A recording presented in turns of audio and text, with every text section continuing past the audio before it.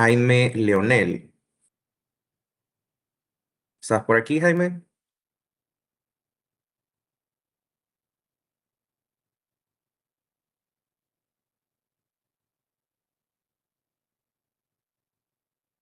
Jaime Leonel Rivera. Hola, no me escucha. Sí, ya te escuchamos. Ah, Listo.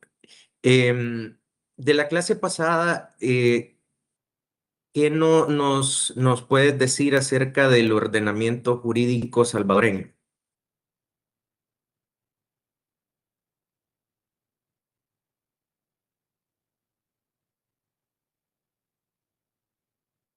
Estás en mute, Jaime. de cómo se organizaba, ¿verdad? De la ¿Correcto? pirámide. Correcto. Sí, sí, me acuerdo que era una pirámide, pero no me acuerdo bien cómo era. Ok. Sebastián André Moreno. Eh, bueno,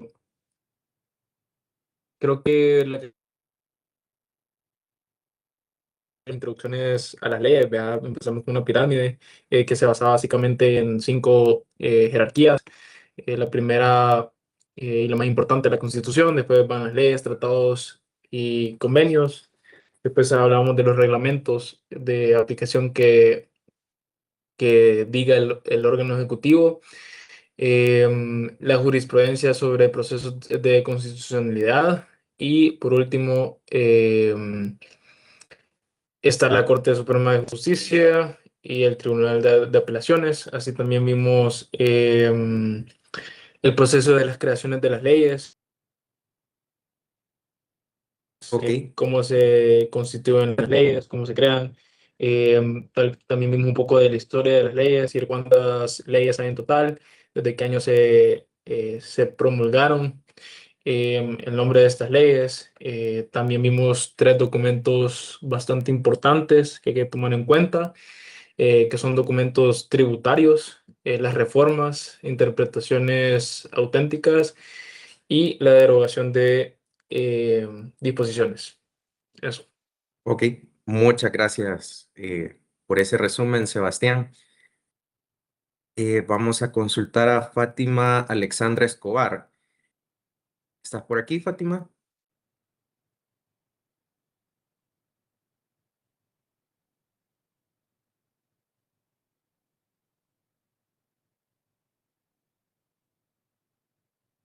Estás en mute.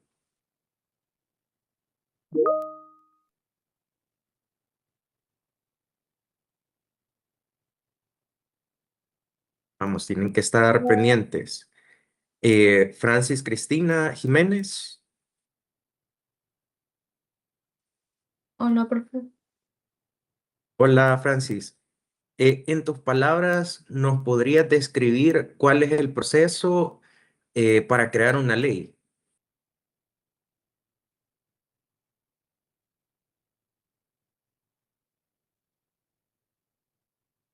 Primero debe pasar por el legislativo, ¿no?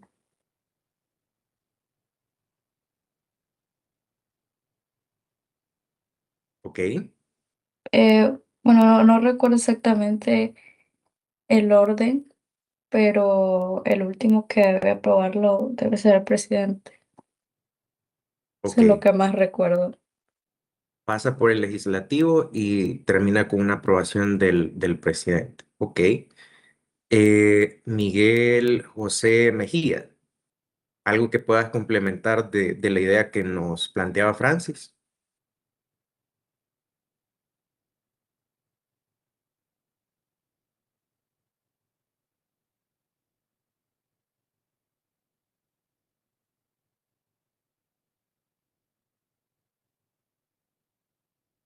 Andrés, dale.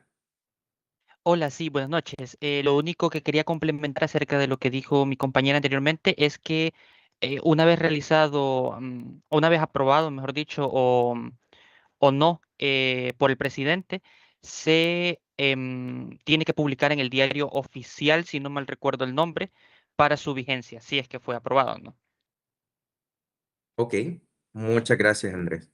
Correcto. Al final, a grosso modo, podríamos decir que ese es el proceso. Quizás nos faltó el punto de partida, ¿verdad? El proyecto de ley, quiénes son los que lo pueden impulsar, que veíamos que pueden ser diputados, el mismo ejecutivo a través de sus ministros, consejos municipales y los diputados del Parlamento Centroamericano, ¿verdad? Serían quienes tienen la facultad, ¿verdad?, para poder impulsar proyectos de reforma, luego se analiza en la Asamblea Legislativa, pasa una aprobación, una vez sea aprobado en Asamblea Legislativa, se pasa a aprobación del presidente, quien finalmente, pues, cuando lo aprueba, también lo envía a publicación en el Diario Oficial. ¿Ok? Muchas gracias por la participación de todos ustedes. Em, Todos estos elementos, ¿verdad? Los tenemos que tener bastante claros porque es como funciona, o sea, son las reglas del juego y conocerlas pues nos va a ayudar a saber cómo aprovecharnos de ellas, cómo estar pendiente de cuando se aprueben cosas, etcétera, ¿verdad? Todo eso aplicado en nuestros negocios nos puede abrir oportunidades de negocio, nos pueden abrir diferentes oportunidades para el desarrollo de nuestras compañías. Es algo pues bastante básico que tenemos que hacer. Y ahora pues ya entrando un poco en materia, introducción al Código de Comercio. Recuerdo que en la clase pasada pues les pedía que avanzaran un poco con la lectura del Código de Comercio, los primeros artículos. Vamos a preguntar por aquí a Manuela Guadalupe. Em, ¿Estás por aquí?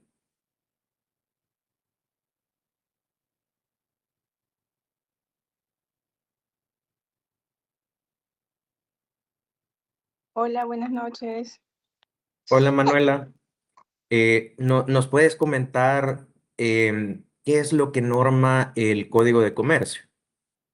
Bueno, lo que recuerdo era que dictaba las normas acerca de, ¿cómo decirlo? Los deberes y los, permítame, lo que, bueno, lo que puede y no hacer el comerciante y todas las leyes que lo avalan. Ok, ok. Muchas gracias por esa definición. Vamos a ver un poco más a detalle todo lo que conlleva el Código de Comercio. Y principalmente vamos a hablar de que el Código de Comercio pues se encarga de normar tres grandes elementos. Primero pues los comerciantes. Aquí vamos a ver la definición de comerciante individual, la definición de un comerciante social. Vamos a ver que también norma las cosas mercantiles, que una cosa mercantil puede ser una empresa de carácter lucrativo y todos sus elementos esenciales, los distintivos mercantiles y las patentes y los títulos valores, todos esos son cosas mercantiles. Y los actos de comercio, que aquí vamos a hablar, por ejemplo, de todos los que tengan por objeto la organización, transformación, disolución de empresas comerciales o industriales, los actos que realizan en masa esas mismas empresas y los actos que recaigan sobre cosas mercantiles. Entonces, de aquí ya vamos viendo diferentes conceptos que tenemos que poner atención. Por un lado, pues nos habla de que las empresas son cosas mercantiles. Una cosa, básicamente, pues es cualquier elemento que puede ser posesión de alguien, ¿verdad? Muchos de estos conceptos también los vamos a poder encontrar en el Código Civil. En el Código Civil vamos a ver mucha terminología, por ejemplo, vamos a ver qué es una persona natural, vamos a ver qué es una persona jurídica, está también la definición de una cosa mercantil, pero en general es esto, una cosa es cualquier elemento que puede ser poseído por alguien. Y el Código de Comercio le da esa clasificación a las empresas. Aquí siempre surge la duda, ¿verdad? Si una sociedad es lo mismo que una empresa o si una empresa puede ser una sociedad. Vamos a verlo un poco más a detalle en las siguientes láminas, pero les dejo esa pregunta, ¿verdad? Que sea si es lo mismo una sociedad y una empresa. Todo esto pues lo podemos encontrar en los primeros artículos del Código de Comercio, entre el 1 y el 6. Aquí nos va dando todo ese preámbulo de qué es lo que estaría normando el Código de Comercio, ¿verdad? Comerciantes, cosas mercantiles y actos de comercio. Esa puede ser una pregunta de parcial o laboratorio. ¿Cuáles son los elementos que norma el Código de Comercio? Y puede ser una respuesta tan simple como comerciantes, cosas mercantiles y actos de comercio. Ahora, cuando vemos ese primer elemento, los comerciantes, eso tiene dos grandes clasificaciones. Una son pues el comerciante individual, que aquí lo podemos asociar bastante con una persona natural. Una persona natural, pues son todos los individuos de la especie humana, cualquiera que sea su sexo, edad, estirpe o condición. Ese es un concepto, como les decía, que viene del Código Civil. Y por otro lado, pues tenemos comerciante social, que aquí lo vamos a vincular con el término persona jurídica, pero aquí sí hago una aclaración. No todas las personas jurídicas son comerciantes sociales, porque en nuestra legislación pues existen otras figuras aparte de las sociedades. Existen, por ejemplo, eh, fundaciones sin fines de lucro, existen cooperativas, existen una cantidad, digamos, de entidades jurídicas que son personas jurídicas, pero no necesariamente son comerciantes sociales. Aquí tenemos que tener, pues, eso claro, pero los comerciantes sociales, como les decía, ellos sí son personas jurídicas. Y el Código Civil pues nos lo define como personas ficticias capaces de ejercer derechos y contraer obligaciones y ser representadas judicial o extrajudicialmente. Entonces partimos de ese primer concepto, personas ficticias. ¿Por qué? Porque una sociedad no es algo tangible, ¿verdad?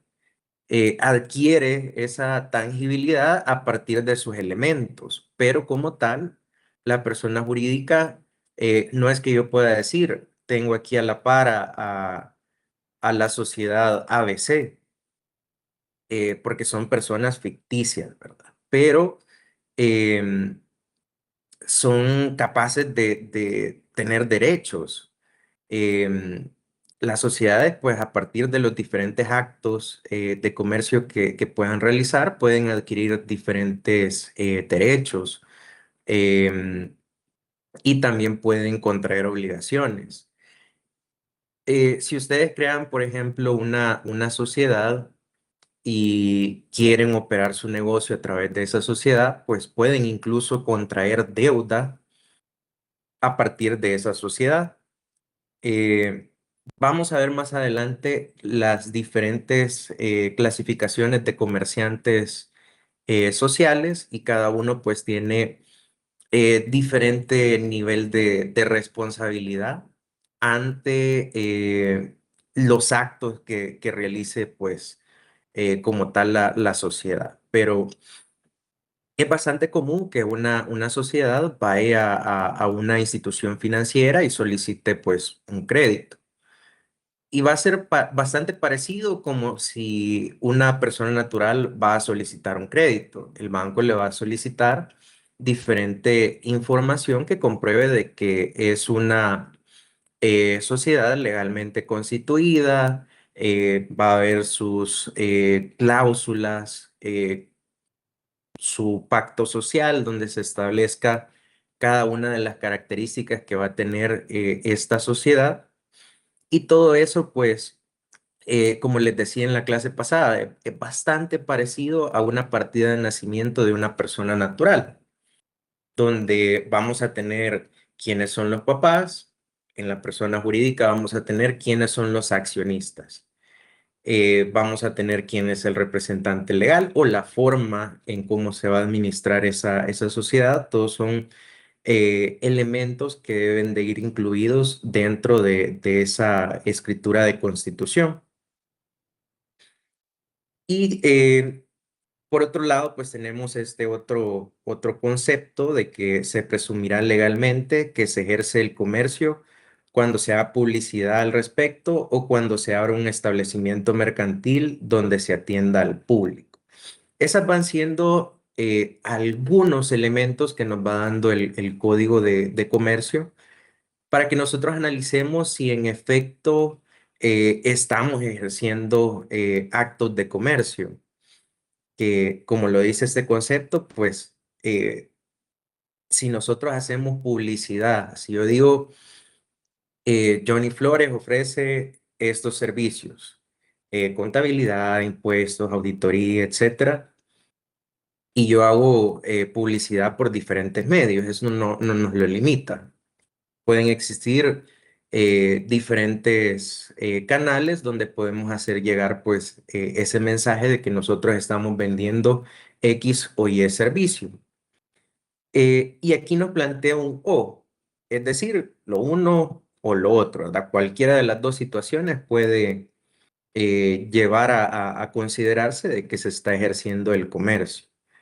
Que la otra condición puede ser si yo tengo un establecimiento mercantil donde yo atiendo al público. Es decir, si yo tengo la venta de un producto y digo, me pueden ir a buscar en el local X de la Plaza X y yo tengo ese local donde físicamente tengo o no el producto, ¿verdad? Porque las modalidades del comercio hoy en día son bastante variadas. Muchas veces, pues, el producto se tiene en una bodega y en el local únicamente, pues, hay unas cuantas unidades que tenemos disponibles y ya si se venden esas, pues, se va refrescando, digamos, los anaqueles para tener más producto, pero ese es el primer sentido, ¿verdad? Que estamos haciendo publicidad acerca de los bienes o servicios que estamos vendiendo y que tenemos un lugar donde atendemos al público. A partir de ahí podemos considerar que estamos o no estamos ejerciendo actos de comercio. Ahora, como comerciante individual, ¿quién puede ejercer el comercio? Y aquí es bastante amplio, digamos, esta respuesta, porque como personas naturales, pues podemos ser comerciantes individuales, siempre y cuando, pues, seamos capaces de obligarnos. Acá en El Salvador, pues, tenemos la edad de 18 años, donde las personas, pues, ya se consideran como mayores de edad y ya pueden contraer diferentes obligaciones financieras, contractuales, etcétera. Y básicamente ahí nos va dando ese punto de partida, ¿verdad? De que a partir de ahí podemos ejercer el comercio como comerciantes individuales. También nos pone una excepción, por así decirlo, que nos dice de que nosotros podemos ser personas naturales, pero si hemos sido inhabilitados para ejercer el comercio por alguna disposición legal, ya sea que exista pues una sentencia de un juez que me lo esté prohibiendo, o también puede ser que yo haya caído en quiebra y todavía pues no haya realizado pues un proceso para rehabilitarme, digamos, de esa condición de quiebra. Entonces, podríamos decir que cualquiera puede ser un comerciante individual, siempre y cuando, siguiendo el concepto que veíamos en la lámina anterior, pues hagamos publicidad acerca de diferentes bienes o servicios que estemos ofreciendo al público, y que tengamos también pues un local donde vayamos a atender al público, ¿verdad? Esas son básicamente las condiciones, y las exclusiones son estas. En algunas ocasiones, dependiendo de del puesto que se tenga en el gobierno, por ejemplo, existen algunas prohibiciones para realizar algunos actos de comercio. Entonces, por ahí puede ir ese tema de disposición legal. Eh, los privados de dichos derechos por sentencia ejecutoria puede ser derivado de un proceso judicial donde por algún motivo, pues el juez diga que esta persona no está capacitada para ejercer el comercio, o por otro lado, que ya sea una persona que haya estado en quiebra.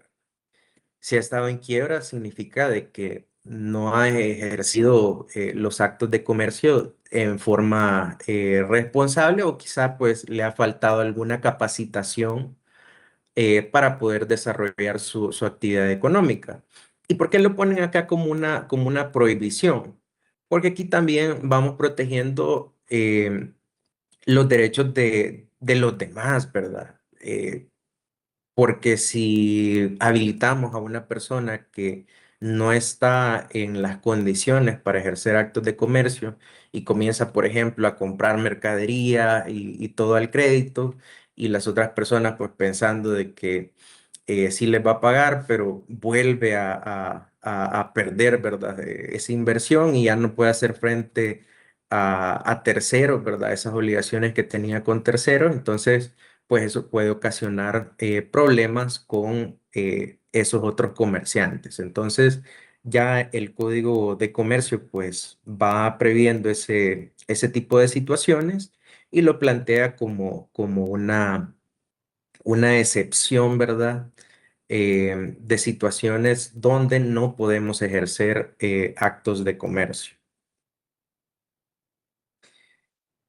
Por otro lado, pues tenemos esta otra pregunta cuando nos movemos a comerciante social, que es una sociedad mercantil. Este concepto ha sido reformado hace un par de años. El concepto que teníamos antes eh, era un poco diferente. Este concepto que tenemos nos dice de que la sociedad mercantil es la persona jurídica, lo que les decía, ¿verdad? Todas las sociedades mercantiles van a ser una persona jurídica, que resulta de una declaración unilateral de voluntad, o bien del acuerdo entre dos o más personas, nacionales, extranjeras, en virtud de la cual se aportan bienes o industria para la realización habitual o profesional de actos de comercio con ánimo de lucro. Aquí hay varios elementos. Quizá vamos a empezar primero por cómo nace la sociedad. Nos dice de que puede nacer o puede resultar de una declaración unilateral, o bien del acuerdo entre dos o más personas. Eso es lo que se cambió con las reformas de hace un par de años. Antes, las sociedades mercantiles únicamente resultaban del acuerdo entre dos o más personas. Es decir, para crear una sociedad, antes se necesitaba por lo menos dos personas que crearan pues esa sociedad. Pero a partir de esta reforma también se incluyó esa parte de que puede resultar de una declaración unilateral de voluntad. ¿Qué quiere decir eso? Que también una sola persona puede crear una sociedad mercantil. Vamos a ver más adelante en los tipos de sociedades cuál es específicamente el tipo de sociedad que sí permite que sea pues creada a partir de una declaración unilateral. Las demás sociedades siempre van a tener por lo menos dos accionistas. Es parte de los requisitos que nos piden. Y luego nos dice de que esas personas pueden ser nacionales o extranjeras. Aquí no lo están limitando. Podemos crear una sociedad mercantil con dos personas salvadoreñas, por ejemplo, o con una persona salvadoreña. O también puede venir algún inversor del exterior y puede venir a crear una sociedad mercantil y no tenemos una limitación acerca de eso. Siguiendo con el concepto, lo siguiente relevante sería aportan bienes o industria.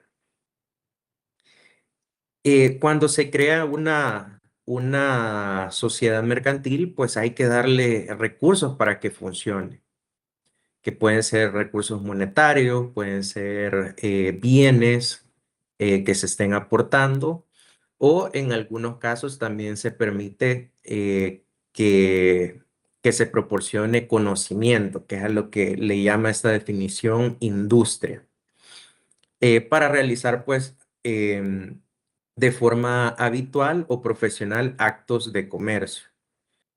Y aquí cuando hablamos de actos de comercio, si regresamos un par de slides, nos menciona que pueden ser de tres tipos. Aquellos que tengan por objeto la organización, transformación, disolución de empresas comerciales o industriales. Y también nos dice los actos realizados en masa por estas mismas empresas y los actos que recaigan sobre cosas mercantiles. Entonces, acá podemos ver diferentes elementos. El primer punto que tengan por objeto la organización, transformación y disolución son diferentes operaciones que podemos realizar con una sociedad. Una sociedad, pues, la podemos reorganizar. Puede ser que tengamos dos sociedades, digamos, ya no quiero tener dos sociedades, vamos a crear una sola. Es algo que se puede realizar. También las podemos transformar. Las sociedades pueden nacer como un tipo de sociedad, pero más adelante, dependiendo de cómo se vaya dando la vida de esa sociedad, se puede transformar. Puede pasar de una sociedad limitada a una sociedad anónima, por ejemplo, o viceversa. O también puede ser de que hayamos creado pues una sociedad y más adelante tomemos la decisión de ya no continuar con el negocio y disolverla. Es como matarla, por así decirlo. También el segundo elemento nos dice los actos realizados en masa por estas mismas empresas. Si una empresa se va a dedicar a la venta de un bien, a la prestación de un servicio, pues se presume de que los va a desarrollar en masa. Ese es su giro ordinario a lo que se va a dedicar esta sociedad y son los actos que va a estar realizando repetidamente, ¿verdad? Los va a realizar en masa. También los actos que recaigan sobre cosas mercantiles, que ahí podemos vender diferentes cosas mercantiles. Una empresa incluso puede ser objeto de venta. O también los distintivos mercantiles, una marca, una patente, todo eso pues lo puedo vender. Es parte de lo que nos va hablando este tema de actos de comercio. Y retomando, pues, esa definición de sociedad mercantil, eh, vemos que la sociedad mercantil va a poder realizar cualquiera de esos actos de comercio que estábamos mencionando. está habilitada a hacerlo.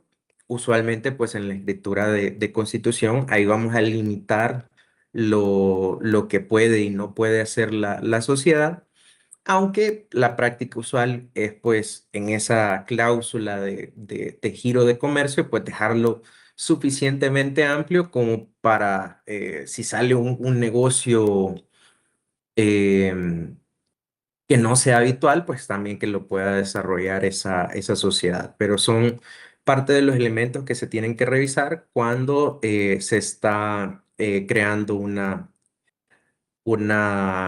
sociedad mercantil. Y el último de los elementos, que es el más relevante, por así decirlo, es que todo esto, ¿verdad?, que esté desarrollando la sociedad mercantil, lo esté haciendo con un ánimo de lucro. ¿Qué significa el ánimo de lucro? Pues con el ánimo de obtener una ganancia. Si nosotros estamos creando pues un negocio, estamos creando pues una sociedad, nuestro objetivo es tener una ganancia. Creo que nadie va a crear una sociedad con el ánimo de obtener pérdidas. Porque eso es básicamente pues tirar el dinero a la basura, no es algo que tenga lógica. Entonces las sociedades mercantiles sí o sí tienen que buscar ese ánimo de lucro. Si nosotros no queremos crear pues una entidad que, que tenga ese ánimo de lucro, pues hay otro tipo de entidades como las fundaciones sin fines de lucro. Como su nombre lo dice, pues ellas no buscan obtener una ganancia, sino más bien, pues, realizar alguna actividad que genere un beneficio a la población general. Pero esos son otro tipo de entidades. Las sociedades mercantiles, como tal, pues sí tienen ese objetivo, que es obtener un lucro.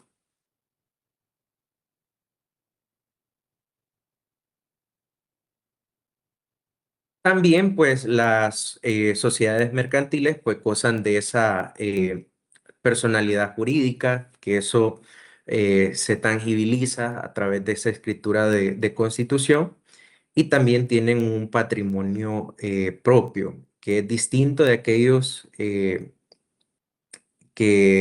tienen, pues, sus accionistas. Porque nosotros cuando creamos una sociedad, es como que ya no somos nosotros directamente ejerciendo el comercio, sino que quien está ejerciendo el comercio es la sociedad.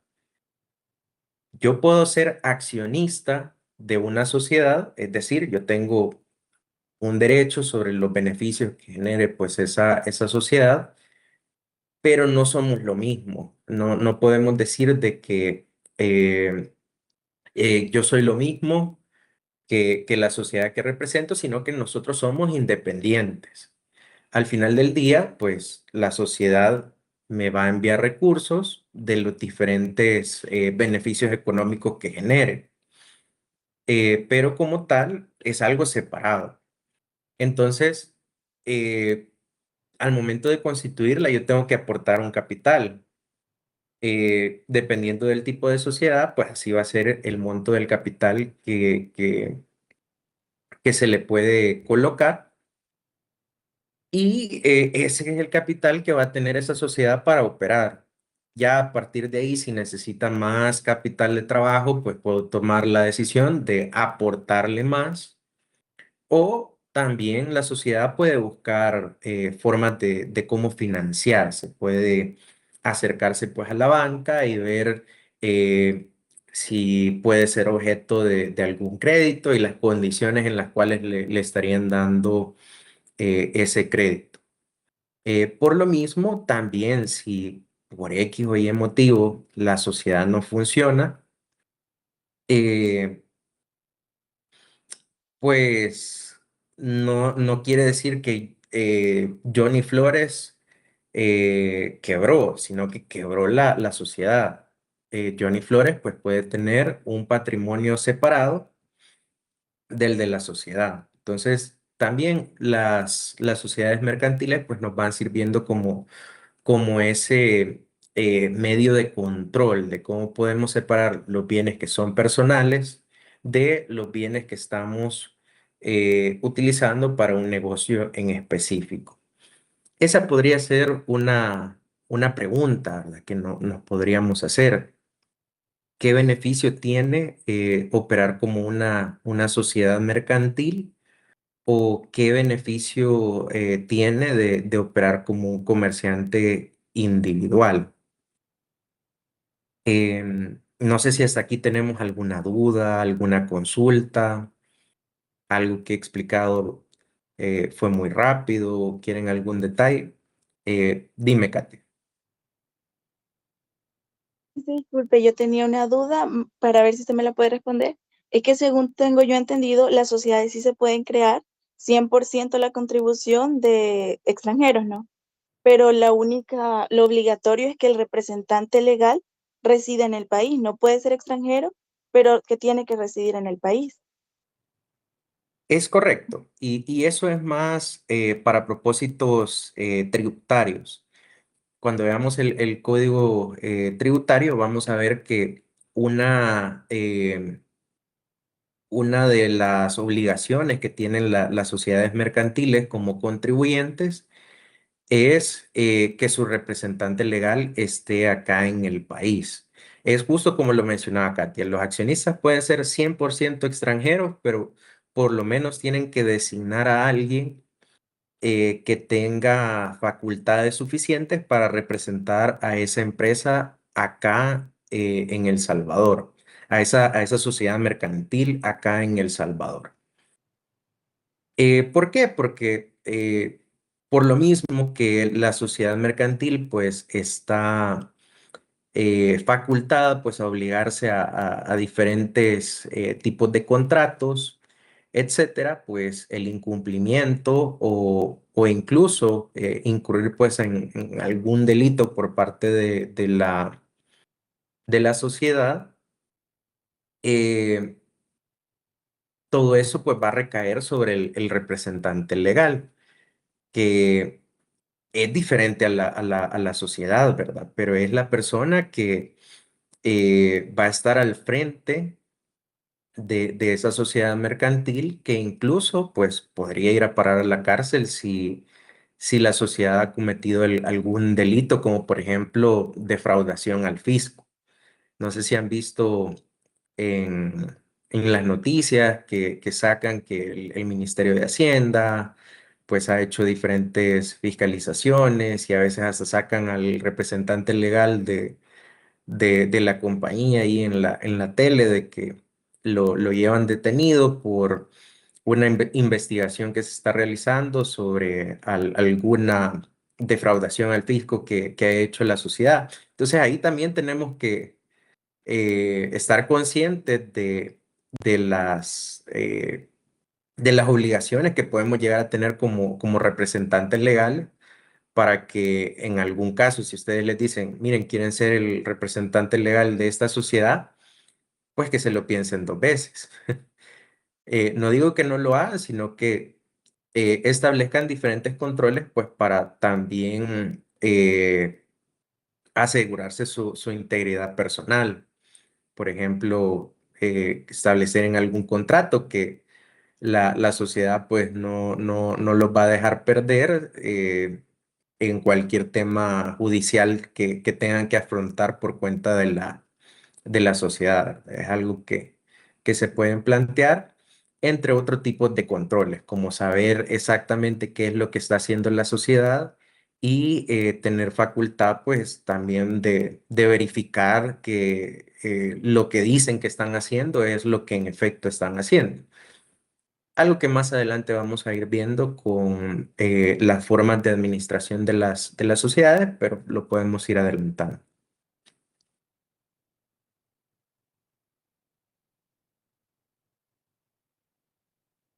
Ok. Em, Moviéndonos un poco, tenemos los diferentes tipos de sociedades. que aquí tenemos dos grandes ramas. Tenemos las sociedades de personas, que dentro de las sociedades de personas, pues tenemos sociedades en nombre colectivo o sociedades colectivas, sociedades en comandita simple o comanditarias simples y sociedades de responsabilidad limitada. Por otro lado, pues tenemos sociedades de capital, que tenemos pues las sociedades anónimas, las sociedades en comandita por acciones o comanditarias por acciones y las sociedades por acciones simplificadas. Aquí teniendo esas clasificaciones, primera pregunta, ¿por qué creen ustedes que existe estas dos clasificaciones? ¿O cuál es la diferencia entre una y otra? Las sociedades de persona y las sociedades de capital. Vamos a preguntarle a Wilson Díaz. Hola, buenas noches. Hola, Wilson. ¿Cuál era la cuestión? Eh, ¿Cuál es la diferencia entre sociedades de personas y sociedades de capital? Eh, Cualquier noción que tengas nos sirve. Quizá que lo de las personas es como un grupo, no sé, que tiene como un acuerdo, probablemente un acuerdo donde todos están en la capacidad de poner patrimonio, poner capital para poder ir formando la sociedad, y lo otro ya es como un aporte económico, quizás pensaría, o sea. Ok. Muchas gracias por por esos comentarios, Wilson. Es bastante parecido a lo que dijo el compañero. Las sociedades de personas, la característica principal que tienen es que se asocian por la confianza que existe entre sus participantes. Es decir, que para una sociedad de personas, sí importa con quién me estoy asociando. O sea, yo tengo que conocer quiénes van a ser los que van a estar integrando esta sociedad, porque si es alguien que yo considero que tiene mala reputación, que no tiene los mismos valores que yo, o inclusive si no es de mi misma familia y yo quiero hacer pues una sociedad de personas para mi grupo familiar, eh, pues son los elementos que yo tomo en consideración para constituir o no esa sociedad mercantil. Y por otro lado, como lo decía Wilson, en las sociedades de capital lo que nos importa es el tema económico. Aquí no importa quiénes sean los accionistas, sino que lo que importa es que tengan los recursos suficientes para poder aportar a la sociedad. Entonces, esas son las dos grandes ramas. Em, Hablábamos que el Código de Comercio pues, es un código que viene pues, de hace muchos años. Y si nos vamos históricamente, pues hace mucho tiempo la gente se asociaba con lo que conocían, con gente de su colonia, de sus pasajes, de sus pueblos, etcétera, porque era gente que conocía. Entonces, eh, era bastante común ver sociedades de personas. Pero a medida que ha avanzado, pues, las diferentes formas de hacer comercio, pues nos vamos dando cuenta de que en el ambiente que estamos, pues los recursos económicos pueden ser un poco más relevantes para ver las formas en cómo nos vamos a asociar. Entonces, hoy en día no es muy común ver sociedades de personas. Es más común pues ver sociedades de capital, que la más común de todas son las sociedades anónimas. Las sociedades anónimas y también este nuevo tipo de sociedades que se crearon con las reformas de hace un par de años, que son las sociedades por acciones simplificadas. Vamos a ver más adelante cuáles son las bondades de esas sociedades por acciones simplificadas, pero adelantando un poco, este tipo de sociedades son las únicas que se pueden crear por una declaración unilateral de voluntad. Es decir, que son las únicas que pueden tener solo un accionista. En los otros tipos de sociedades, tenemos que tener por lo menos dos. No importan los porcentajes, puede ser que una persona tenga el 99.99 y la otra tenga un 0.01%. Pero tienen que existir dos personas para poder crear esas sociedades. La única excepción a esa regla son las sociedades por acciones simplificadas, porque fue un mecanismo que ha sido creado pues hace un par de años y que sí tiene pues algunos beneficios, más que todo tratando de que los comerciantes que están en la informalidad puedan formalizarse pues de una forma un poco más fácil.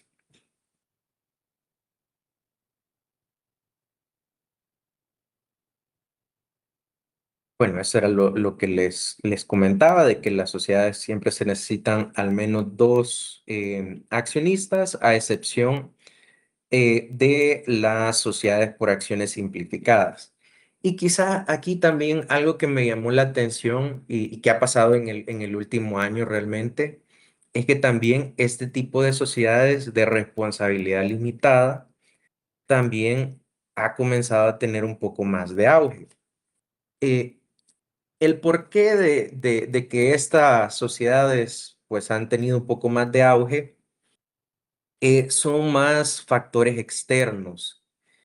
Em, las sociedades de responsabilidad limitada, em, como su nombre lo dice, pues limitan los riesgos y obligaciones que vamos a tener de esa sociedad a la participación que tenemos en esa sociedad. Es decir, si la empresa quiebra y yo había aportado $2,000, pues lo único que voy a perder son esos $2,000. Las pérdidas que tenga esa sociedad, pues no van a poder tocar mis bienes personales.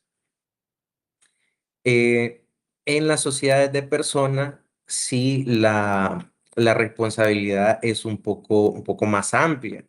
Incluso, pues, en sociedades en nombre colectivo, donde el nombre de la persona o el apellido de la persona es parte del nombre de la sociedad, la responsabilidad que se tiene ante algún incumplimiento que tenga la sociedad también puede abarcar los bienes personales de ese accionista o de ese grupo de accionistas. En cambio, con las sociedades de responsabilidad limitada, como les decía, cualquier riesgo queda exclusivamente en esa aportación que yo hice a esa sociedad. Lo mismo pasa con las sociedades de capital. Aquí tenemos pues una responsabilidad limitada a dichos aportes. Pero por temas externos, como les decía, ese tipo de sociedades ha tenido un auge porque en Estados Unidos em, hace un par de años, pues también salió una nueva disposición que los obliga em, a revelar información acerca de las sociedades que estas compañías o personas estadounidenses tengan fuera de Estados Unidos.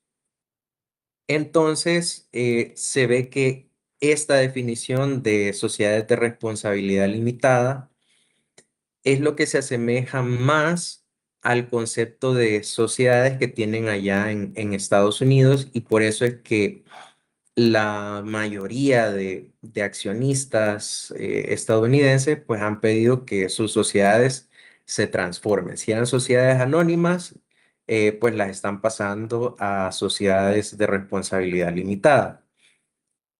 En mi, en mi, en mi análisis personal, eso es innecesario porque también la responsabilidad limitada, aunque las sociedades anónimas no digan que son de responsabilidad limitada en su nombre, pero conceptualmente sí son de responsabilidad limitada. Entonces, eh, vemos que no hay mucha diferencia entre una sociedad de responsabilidad limitada y una sociedad anónima, eh, pero es una postura que las compañías gringas pues están tomando de pedir que se transformen las sociedades a sociedades de responsabilidad limitada.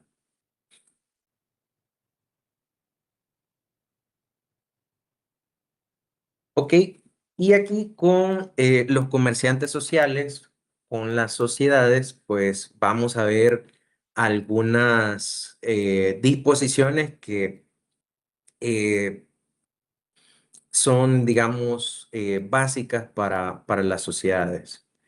Por ejemplo, pues las sociedades se constituyen, modifican, transforman, fusionan y liquidan por una escritura pública. ¿Alguien de aquí está casado? Que solo dicen sí, no, todos estamos solteros. Sí, yo estoy casada. Ok, usted está casada. ¿Qué pasó cuando se casó? ¿Qué le pasó a su partida de nacimiento? Se le hace la marginación. Ok, em, correcto, ¿verdad? Al final, nuestra partida de nacimiento, ahí va teniendo todos esos cambios que vamos teniendo en nuestro estatus. Si nos cambiamos el nombre, pues también vamos a pedir eh, una modificación a nuestra partida de nacimiento y nos la van marginando. Cuando nos casamos, también ahí en la partida de nacimiento, pues le van colocando que se casó con tal persona. Y así, ¿verdad? Nuestra partida de nacimiento va teniendo como todo ese seguimiento, que inclusive cuando nos morimos, pues también se hace un trámite para colocarle ese estatus a la partida de nacimiento y poner pues la fecha de defunción de la persona. Entonces, como veíamos que la partida de nacimiento es el símil de la escritura pública de constitución de las sociedades, pues lo mismo pasa. Las sociedades se crean a partir de esa escritura pública.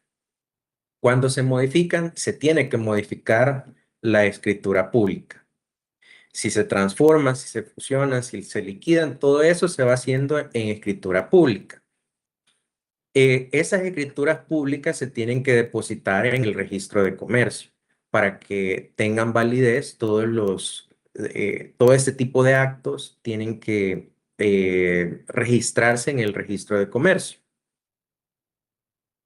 y seguir pues ciertas formalidades. Vamos a ver más adelante cuáles son, por ejemplo, para el proceso de fusión o para el proceso de liquidación, que son como los más frecuentes que vamos a ver. También nos dice de que la personalidad jurídica de las sociedades se perfecciona y se extingue por la inscripción en el registro de comercio de los documentos respectivos. Justo lo que les decía. ¿Verdad? Eh, para que todo tome efecto, tiene que constar en el registro de comercio. Tengo que tener la inscripción de que, el comprobante, perdón, de que yo fui a inscribir la escritura de transformación de la sociedad, de que yo fui a inscribir la escritura de fusión de la sociedad y así sucesivamente. También, pues, toda sociedad podrá aumentar o disminuir su capital. Esta es una facultad que se tiene. Cuando se crea la sociedad, como les decía, se les tiene que colocar el capital que se está aportando. Para las sociedades anónimas, por ejemplo, el capital mínimo con el que se pueden constituir es con $2,000. Entonces, yo puedo crear inicialmente pues esa sociedad con $2,000, pero más adelante yo me doy cuenta que realmente para el negocio que yo quiero desarrollar, esos $2,000 pues es muy poquito. Entonces, hago una aportación adicional. Ya no van a ser 2,000, van a ser $10,000 el capital. Entonces, puedo aumentar o disminuir el capital. Solo que con las disminuciones eh, tenemos que tener ahí un par de cuidados. Por ejemplo, no podemos disminuir el capital a un monto inferior que el monto mínimo, ¿verdad? Entonces, si el monto mínimo son $2,000, no lo puedo disminuir más allá de eso. Puedo bajar de 10,000 a 3,000, de 10,000 a 2,000, pero no puedo bajar de 10,000 a $1,000 de capital, ¿verdad? Esa es una regla. Las sociedades, cuando se crean, se puede definir si van a ser sociedades de capital variable o sociedades de capital fijo. Em, Cuando vemos el nombre de las sociedades, ahí podemos tener esos elementos, que puede ser compañía ABC, SADCB. El DCB es de capital variable, básicamente. Si no llevan el DCB, es porque son de capital fijo. Em, pero eso no quiere decir que no vayamos a poder aumentar o disminuir el capital, sino que el proceso es un poco más complicado. Si la compañía es de capital variable, pues para hacer estos aumentos de capital, únicamente hago una inscripción en el registro en el libro de aumentos y disminuciones de capital, libros societarios de la sociedad, y emito las nuevas acciones o emito nuevas acciones con los nuevos valores. Pero si es una sociedad de capital fijo, como les decía, sí lo puedo hacer, pero el proceso es un poco más complejo porque ahí tengo que ir a modificar la escritura de constitución para ajustar esa cláusula donde está el capital social de la compañía. Y pues al haber hecho una modificación a la escritura, pues también tengo que irla a depositar en el registro de comercio.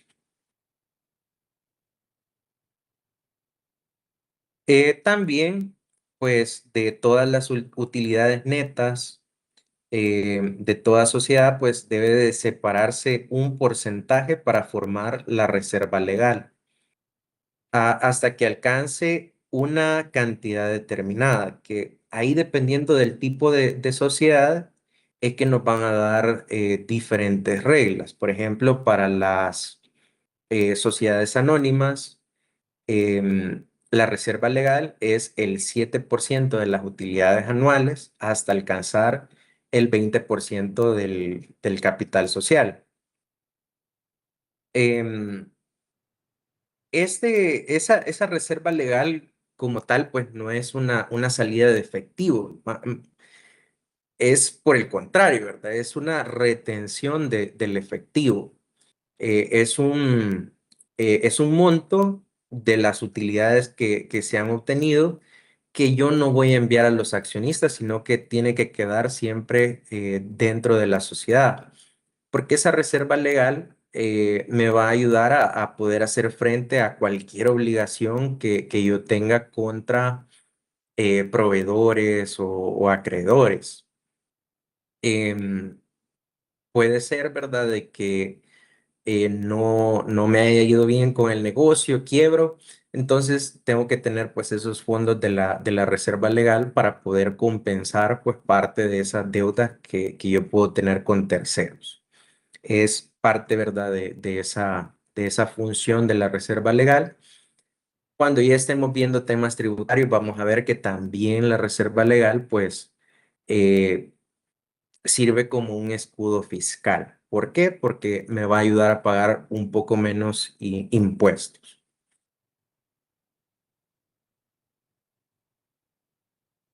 Ya hablaba un poco acerca de libros societarios, como el libro de aumentos y disminuciones de capital, pero las sociedades pues también tienen otros libros. Tienen el libro de actas de Junta General, donde pues se asientan todos los acuerdos adoptados en las respectivas sesiones.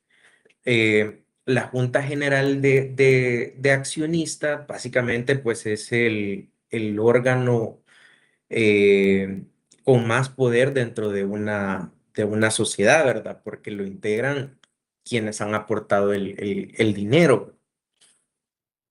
Entonces, ellos son quienes tienen que tomar ciertas decisiones acerca del rumbo que va a tomar la sociedad.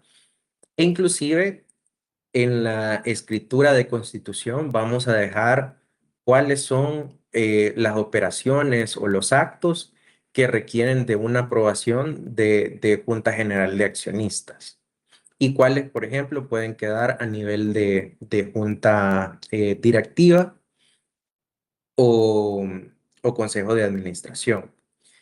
Que ese es el otro libro, Junta de Actas de Junta Directiva, que la junta directiva, por ejemplo, ya va siendo un órgano secundario que en el día a día, pues puede ser el más relevante porque va a tomar las decisiones acerca de la operatividad del negocio, eh, pero que no cuenta con las facultades amplias que puede tener pues una junta general de accionistas. Pero en el día a día, la junta directiva es quien está encargada pues de toda la operatividad del negocio y ver la diferente estrategia que va a realizar la sociedad para poder em, buscar su lucro, ¿verdad? Obtener ganancias.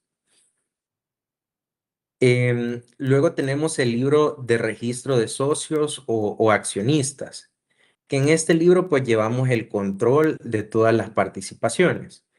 Em, la sociedad, al ser pues una cosa mercantil, perdón, la sociedad es un comerciante, perdón. Em, la sociedad eh, puede estar sujeta a agregar nuevos accionistas o puede estar sujeto a esos aumentos o disminuciones de capital.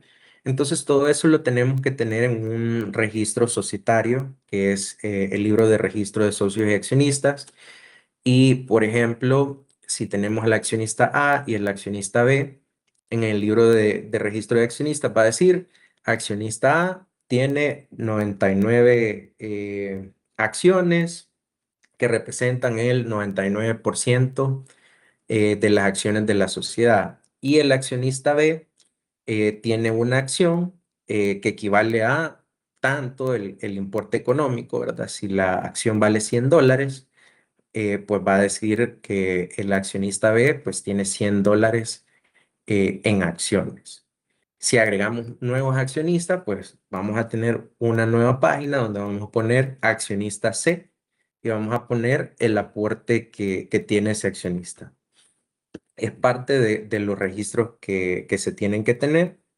Y luego también tenemos el libro de aumentos o disminuciones de capital, que es cuando se aplica el capital variable. Todas las sociedades que tengan el TCB, pues tienen que tener este libro de aumentos y disminuciones de capital. Todos estos libros tienen algunas características específicas que no son impresos en páginas de papel bond cualquiera, sino que tienen que ser páginas de papel bond que hayan sido foliadas, es decir, que tengan un número correlativo y que hayan sido autorizadas por un contador público autorizado. La profesión de la contaduría pública pues tiene esa facultad de poder autorizar los libros societarios de una sociedad. Los contadores públicos pues tienen un sello. En el sello pues tiene su nombre, tiene el número de profesional y pues tenemos que ver ese sello en cada una de las páginas. Y como tal, pues es como de los seguros que va poniendo el legislador para ver que un tercero esté pendiente de que esa compañía no está ocultando información o que ha destruido información. Porque si yo como contador público autorizo un libro, yo autorizo 50 folios, que de hecho en el primer folio se tiene que colocar esos datos de cuántos folios estoy autorizando en esta ocasión. Si he autorizado del folio 1 al 50 y como les decía, cada página va a ir numerada y va a tener el sello. Es decir, que la compañía no podría destruir un folio porque en la buena teoría, pues el contador pues no se lo podría reponer, ¿verdad? Porque le hacemos una emisión y esos son los correlativos. Si se equivocan, pues claro, como personas, como humanos, nos podemos equivocar. Pero si se equivocan, pues se anula el folio. No se arranca o se destruye, se deja siempre en el mismo libro, pero se le coloca la leyenda de anulado. Y, y eso pues va permitiendo que exista pues una trazabilidad de las operaciones.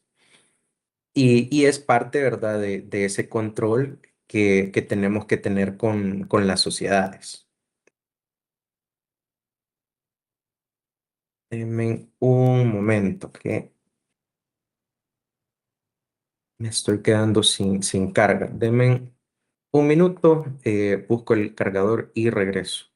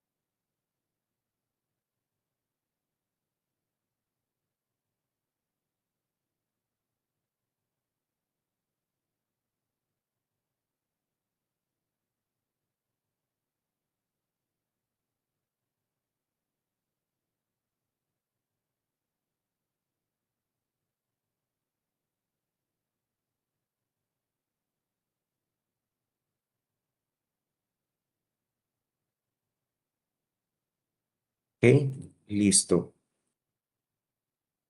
Pues bien, esos son los libros societarios. Las sociedades, aparte de eso, pues también tienen que llevar otros libros, pero esos libros ya son contables o tributarios.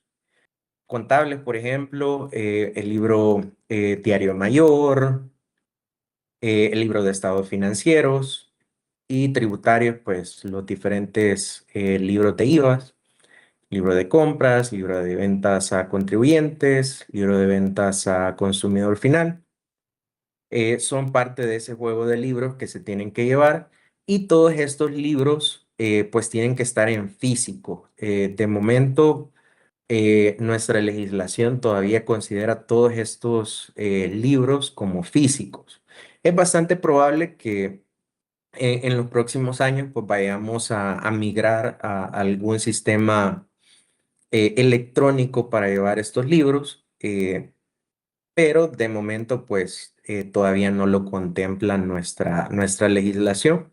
Y hay que llevar pues todo esto en físico y cuidar pues esos libros.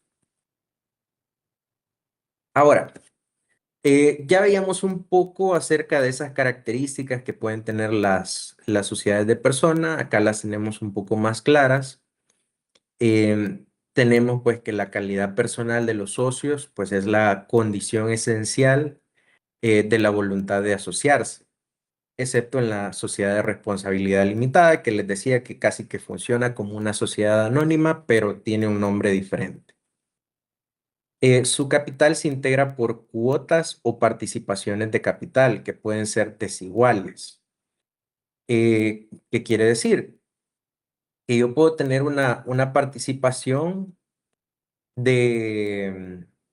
bueno, puedo tener una participación, pero esa participación vale $3,000. Y puede ser que el otro socio también tenga una participación, pero esa participación equivalga a $1,000. Es decir, que no tenemos pues un monto fijo de las participaciones, sino que puede ser cualquier monto. También los miembros que integran las sociedades de personas responden de las obligaciones sociales ilimitadas y solidariamente entre ellos y la sociedad. Eso era lo que ya les comentaba, que en las sociedades de personas, si la sociedad quiebra y no puede hacer frente a sus obligaciones financieras, pues los socios, los integrantes, pues son solidarios.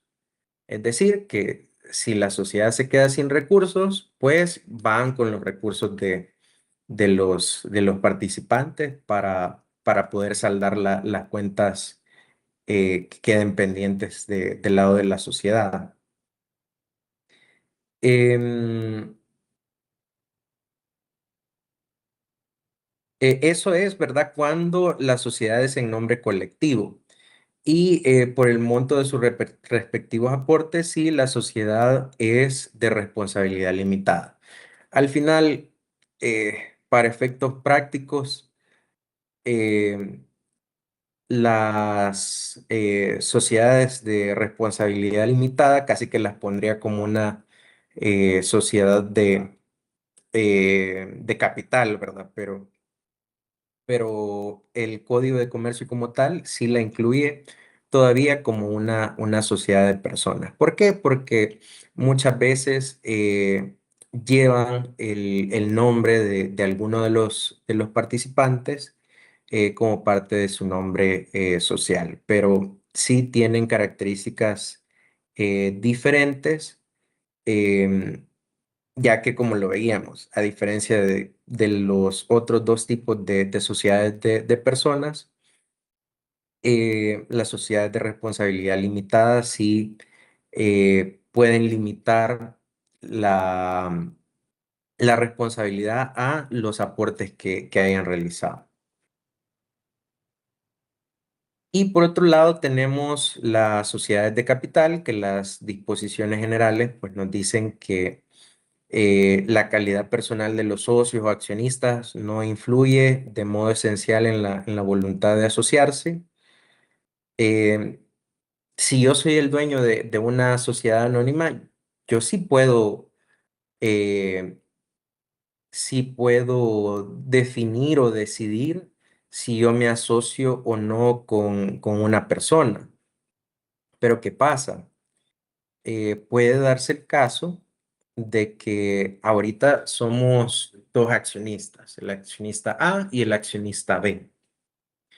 Viene el accionista B, tiene una acción y se la vende a un tercero, se la vende al accionista C. Puede ser que yo sea el accionista principal, pero yo no puedo dejar de aceptar a un accionista si éste ya vendió su título, ¿verdad? Es algo que puede pasar. Las acciones pues son títulos valores em, que pueden utilizarse para venderse. Por ejemplo, si yo tengo la acción de una sociedad y yo por X o Y motivo pues ya no quiero seguir formando parte de los accionistas de esta sociedad, yo puedo vender mi participación y la puedo vender pues a quien yo quiera, quien me dé el precio que yo estoy fijando por esa acción. y los demás accionistas pues no se pueden oponer a eso. Su capital se divide en partes alícuotas representadas por títulos valores llamados acciones.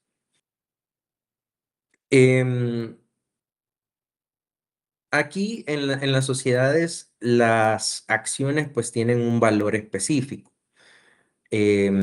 Por ejemplo, pueden ser en múltiplos de $1.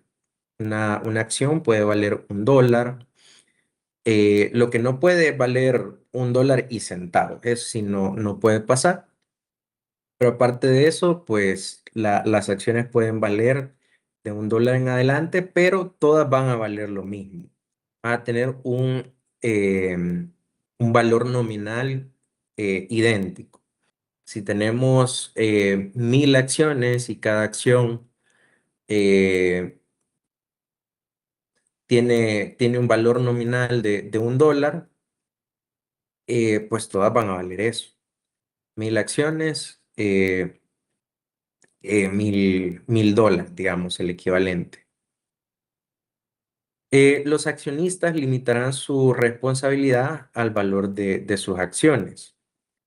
Es lo que veníamos platicando.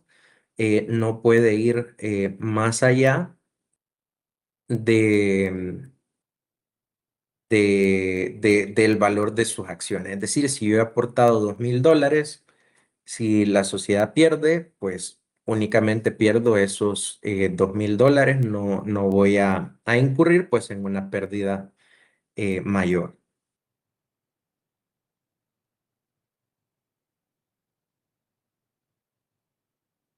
Ok.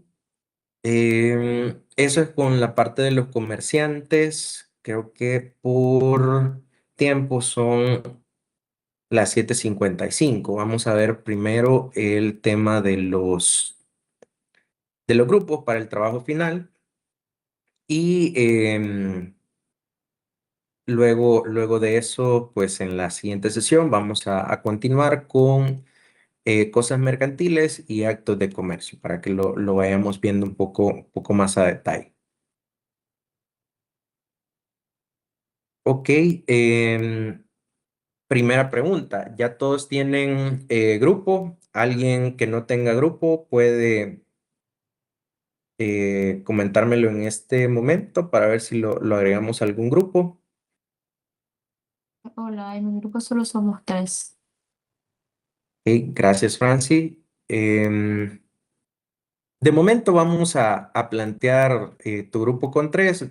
Vamos a ir viendo si a alguien le hace falta algún integrante. Ahí te lo hacemos saber para que se pueda unir con ustedes. Viendo aquí en el chat, veamos. Creo que los que primero escribieron son el grupo de Ángeli López, Jonathan Sanabria, Sebastián Moreno, Manuela Morán y Jonathan Aguilar. Este grupo pues sería de 5 integrantes. ¿Hay alguien aquí, Ángeli López? ¿Ya designaron algún representante? Jonathan.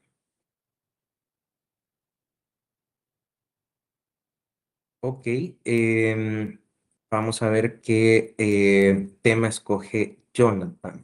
Denme un momento.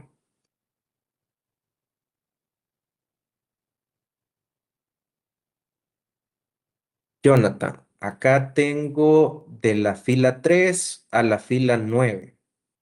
Dime un número de fila que escojas. Fila 7. Ok, fila 7. Veamos. Ustedes serían el grupo 6 y la ley que les está quedando es disposiciones especiales para la promoción y el otorgamiento de incentivos fiscales para el fomento del desarrollo de proyectos inmobiliarios en altura. Vamos a poner acá.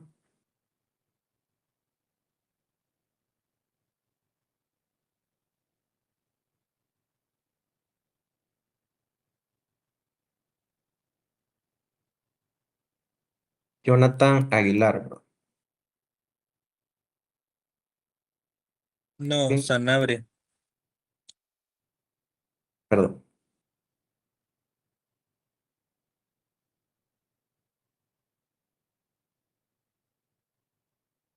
Ok, Andrés, ¿tienes alguna duda o comentario?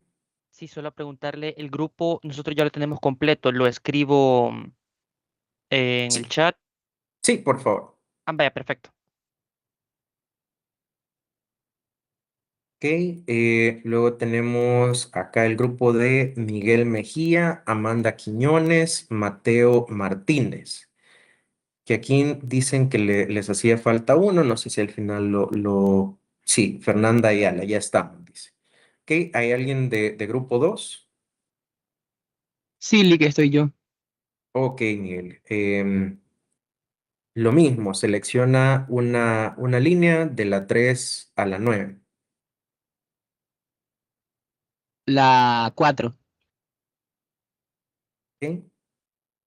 Serían grupo 2, ley de zonas francas industriales y de comercialización.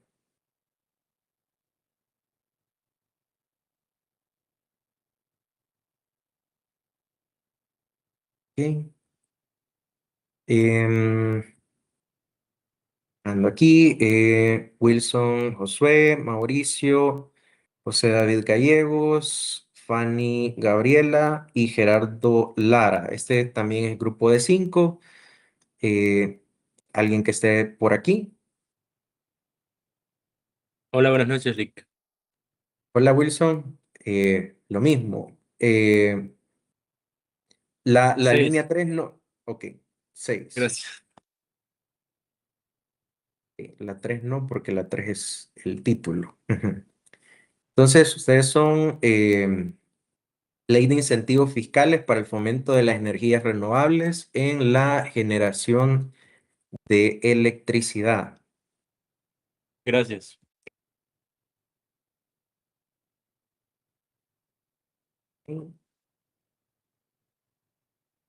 Luego tenemos Andrés Felipe, María Gabriela, Elías Josué y Katia Rosselli. ¿Alguien de este grupo?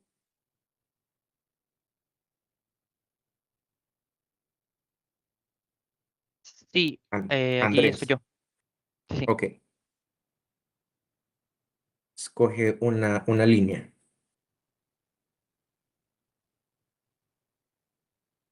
Quizás la número 7, supongo. No, la 7 ya está. Ah, ok. La 8. Entonces, Queda es la 8, 8, 5 y 9. la 8, 8, perdón. Sí, sí, sí. La Ok. 8 sería. Ok. Ley de servicios internacionales.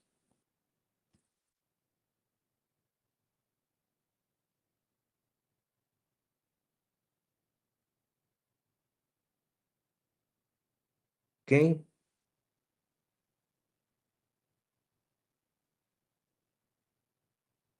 Mario Josué Arteaga, Gabriela Michelle Méndez, José Tomás Meardi y Jaime Rivera. ¿Alguien de este grupo? Yoli, Jaime, dime. Queda 5 y 9. el 5, ¿está bien? Ok. Ley de fomento a la innovación y manufactura de tecnologías.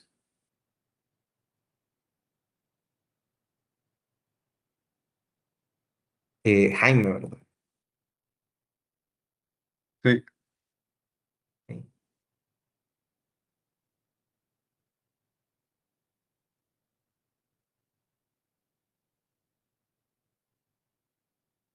Y creo que el grupo que hace falta,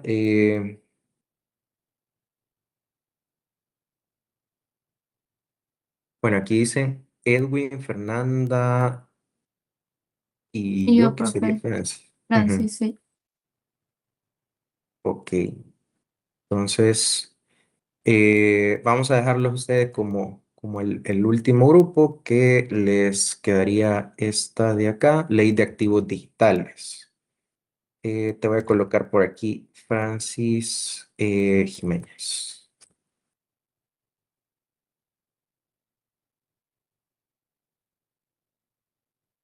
Ok, entonces tenemos acá ya los 6 grupos. Quiero ver, creo que alguien me estaba levantando la mano. María Gabriela Martínez, dime. Sí, quería mencionarle que ahí donde usted vio los nombres del grupo 1, Ujú. donde está Andrés Felipe, también está agregada Fátima Alexandra Escobar Cartagena, solo que ella se agregó como un mensaje después, creo que le puso, soy del grupo 4 o algo así parecido. Ajá, justo, ahí está, para que la tome en cuenta como que seríamos un grupo de 5. Ok, pero ya teníamos,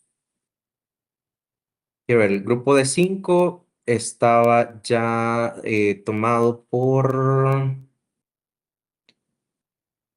mm, ya tenía este de Angeli y luego teníamos el de Wilson. Aquí veamos. ¿Quién fue primero? Quiero ver. Miguel Amanda. No, pero Fernanda se agregó a este que estaban solo 3. Entonces aquí hacían 4. El otro grupo de 5 era el de Wilson. El de ustedes quedaría de 4. Entonces, uno de este grupo pues tendría que ir con el grupo de Francia. Ahí lo dejo que ustedes lo definan, o no sé si la compañera que se agregó de último, que sería Fátima, la estarían dejando en el grupo de Francis.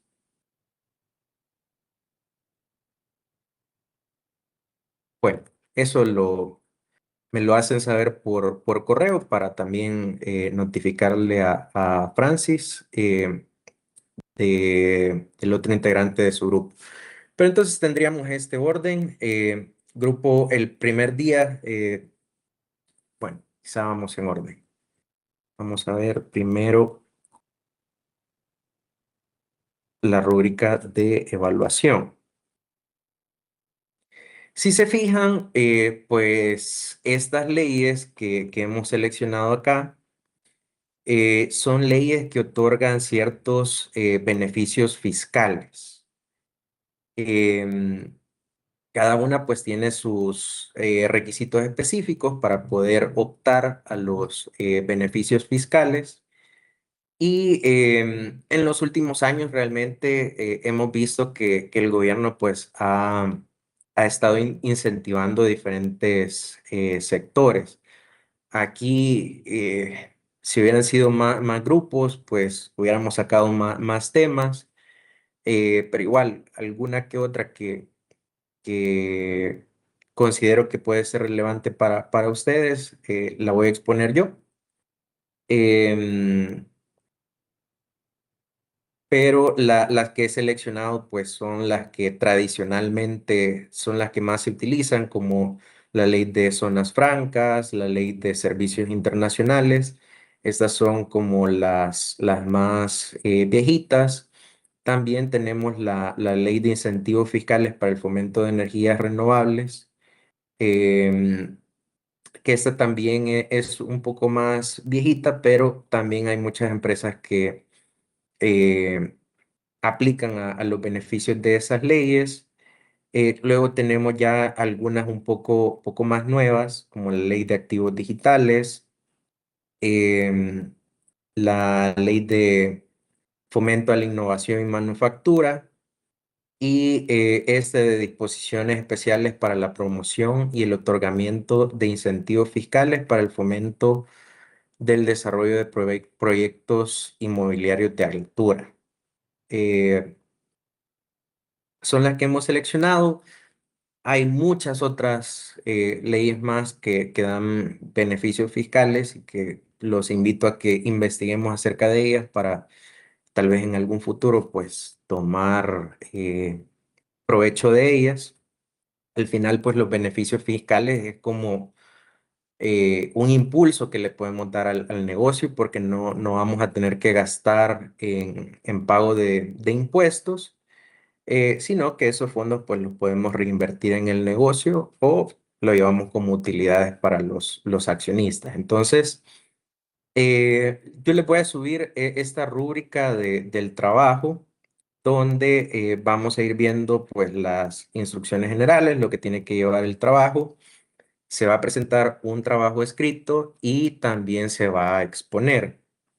El trabajo escrito se va a presentar el 4 de mayo, que ese día es martes, digamos. Y el siguiente día empiezan las exposiciones. Trataríamos de que las exposiciones duren media hora. ¿Por qué? Porque sí tienen que hablar pues bastante a detalle acerca de cada una de estas leyes que se les han asignado. Em, entonces estaríamos hablando de que en una sesión estarían pasando máximo 3 grupos y son 6, pues tendríamos de exposición el 5 y tendríamos la siguiente semana que sería el 11. Perdón, tendríamos no, entonces aquí estoy poniendo mal la fecha. 4 cae el lunes, que es el día que entregan la tarea, y las exposiciones a partir del 6. El 6 y el 11. Entonces, esos serían el orden de las exposiciones. En el primer día, el 6, se expondría el grupo 1, 2 y 3. Y el 11 expondría el grupo 4, 5 y 6. Aquí les había puesto 20, pero va a ser media hora. Y en general, todos los grupos es lo mismo. Explicar en qué consiste la ley, las generalidades de los beneficios fiscales, las actividades que se están incentivando y los requisitos para aplicar a esa ley. Luego, pues plantear un caso hipotético donde una compañía estaría aplicando los beneficios de la ley y lo han buscado usted para que desde cero les ayude a conocer el paso a paso a seguir, desde describir las características del proyecto, consideraciones sobre los accionistas directos, justificación del tipo de sociedad a constituir, describir las consideraciones relevantes sobre la constitución de la sociedad, hasta ponerla en operación, considerando pues todas las obligaciones mercantiles y tributarias que le aplicarían desde su constitución hasta concluir el primer año de operación. Entonces, eso es lo que sería para todos. En este documento que se lo voy a subir al aula de Moodle, pues voy a ir colocando aquí el representante de cada equipo. Vamos a tener también el listado de cada uno de los grupos. Y esa básicamente va a ser la forma en cómo vamos a evaluar esta actividad. No sé si tienen alguna duda o consulta.